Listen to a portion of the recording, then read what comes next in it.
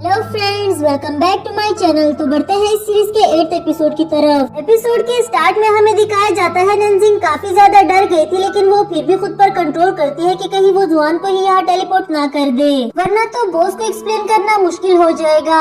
वो हेल्पलाइन से भी हेल्प लेने की कोशिश करती है, मगर यहाँ जुआन मजे से बैठा उसको देख रहा था। यानी कि ये सारा किया धरा मिस्टर जुआन का है नंजिंग को जुकिन के करीब लाने के लिए। खुद से ही कहने लगा तुम्हारी हेल्प यहाँ कोई नहीं करने वाला, इसलिए बेहतर होगा तुम अपना फोकस जुकिन पर रखो। अब तो मैंने तुम्हें उसकी फेवरेट टाइप गर्ल भी बना दिया। यहाँ जुकिन को प्यास लगी हुई थी, उसे पानी तो नहीं मिला, इसलिए नंजिंग से वाइन की बोतल ही छीन ली। पहले से ही काफी ज्यादा ड्रंक था, अब तो और भी बहकी बहकी बातें करने लगा। नंजिंग से कहने लगा तुम्हें ये लगता है ना कि मैं ये किंग को पसंद करता हूँ, तुम्हें गलत लगता है। जबकि नंजिंग तो ऐसा बिल्कुल भी नहीं चाहती कि बॉस उसे अपना कोई सीक्रेट बताए, क्योंकि बाद में ये उसे ही महंगा पड़ेगा।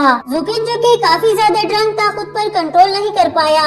कहने लगा उसे मैं नहीं बल्कि मेरा दोस्त पसंद करता है और काफी सालों से करता है। अब तो ये किंग ने डेटिंग भी स्टार्ट कर दी, इवन कि उसके बॉयफ्रेंड ने उसको प्रपोज भी कर दिया। और तुम्हें पता है क्या, मेरे उस बेवकूफ दोस्त ने खुद ही उसके बॉयफ्रेंड की मदद की। यहाँ नंजिंग उसकी बातें सुनने से बचने के लिए सोने का नाटक करती है और जुकिन उसको इंसिस्ट करने लगा। दूसरी तरफ जुआन भी उसे नंजिंग के इतना करीब देखकर काफी ज्यादा डर जाता है कि शायद नंजिंग को कुछ हो गया और उसको रेस्क्यू करने के लिए फौरन से दौड़ा चला आया। उसको हाथ से पकड़कर बाहर ले आया एंड जुकिन भी वहाँ से चला गया।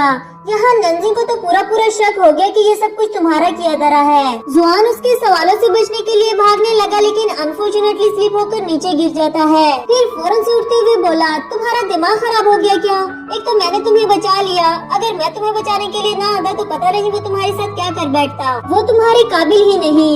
इस पर नंजिंग बोली तुम्हारा क्या मतलब है? वो इतना रिच है, हैंडसम है, बल्कि मैं उसके काबिल नहीं। तभी जुआन उसकी चीख पकड़ते हुए बोला हर रिच और हैंडसम लड़का प्यार करने के काबिल तो नहीं होता ना, तुम उससे कहीं ज्यादा प्यारी हो। वैसे जुआन उसे प्यारी कहना नहीं चाहता था, लेकिन बेचारे की जुबान स्लिप हो गई और फिर जान भी तो बचानी थी। खैर बाद में उसको प्यारी कहने से भी मुकर गया, ये कहकर कि तुम जुकिन के टाइप की लड़की हो, इसलिए तो मैंने तुम्हें ऐसे ड्रेसअप किया। एक बार फिर से उसकी जुबान फिसल जाती है और यहाँ नंजिंग सारी कहानी जान गई। अब उसे जान बचाने के लिए भागना ही पड़ा। नेक्स्ट सीन में जुआन को काफी ज्यादा बेचैनी हो रही थी। वो नंजिंग के वापस आने का वेट करता है, यही सोच सोच कर कि मुझसे इतनी बड़ी गलती कैसे हो गई। नंजिंग भी सबसे पहले आकर जुआन के डोर पर पंच करती है, क्योंकि उसे जुआन पर काफी ज्यादा गुस्सा था। फिर अपने घर चली गई। इधर जुआन को भी समझ नहीं आ रहा कि आखिर उसकी हार्ट बीट इतनी फास्ट क्यों हो गई। घर लेट आने पर नंजिंग मॉम को ओवर टाइम का बता देती है, लेकिन वो तो इसके नए ड्रेसअप को पूछने लगी। इस पर नंजिंग बोली मॉम क्या मैं प्यारी नहीं लगती?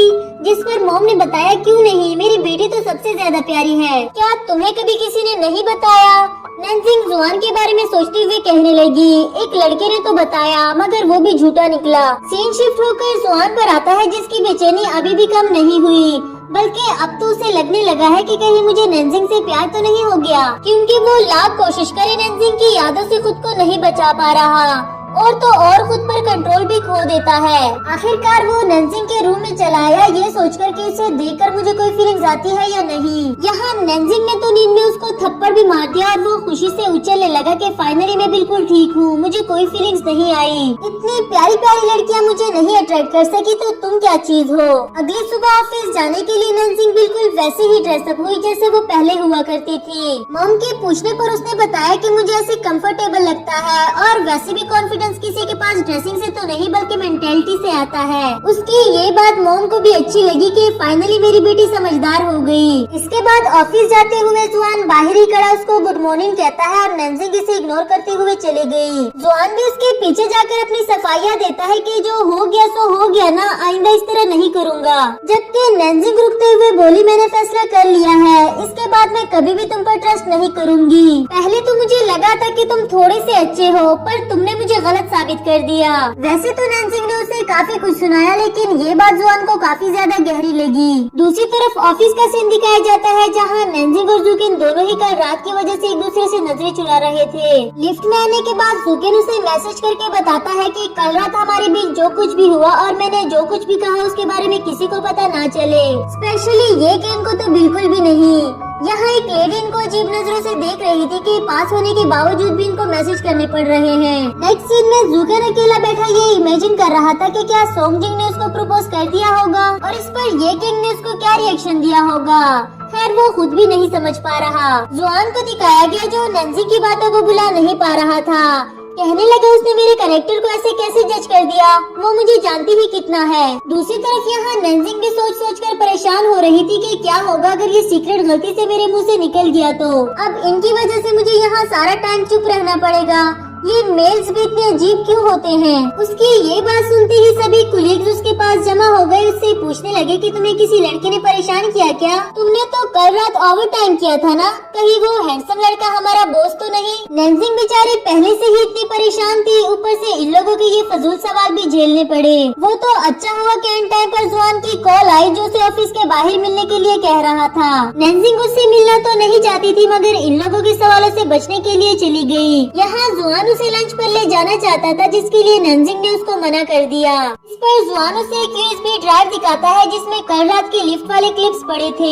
अब अगर नैन्जिंग को अपने बॉस का सीक्रेट रखना था तो उसे जुआन के साथ तो जाना ही होगा एंड उसने बिल्कुल ऐसा ही किया। नैन्जिंग उसके साथ चली तो आई मगर यहाँ खाना नहीं खाती, जिस पर जुआन ने उसे वो यूएसबी ड्राइव दे दी। साथ ही कसम खाकर बताया कि अगर मैंने आइंदा कभी तुमसे झूठ बोला तो गॉड मुझे हमेशा के लिए यहाँ पर ट्रैप कर दे। हमारी भोली भाली नैन्जिंग ने तो उसको माफ कर दिया और यहाँ जुआन दिल ही दिल में बोला मुझे पता था तुम जैसी स्टूपिड लड़की इतनी जल्दी मान जाएगी। इसके बाद जुआन ने उसके लिए काफी सारा खाना ऑर्डर करवाया। साथ ही बताता है कि मैंने कभी भी आइसक्रीम नहीं खाई। यहाँ नैन्जिंग को सीसी की कॉल आई जो कि अपने बॉयफ्रेंड के साथ डिनर पर जाने वाली थी और इसको भी इनवाइट कर दिया क्योंकि उसके बॉयफ्रेंड हाउ के साथ उसका हैंडसम भाई आने वाला था। नैन्जिंग ने तो उसके साथ जाने से मना कर दिया लेकिन सीसी के इंसिस्ट करने पर उसको मानना पड़ा।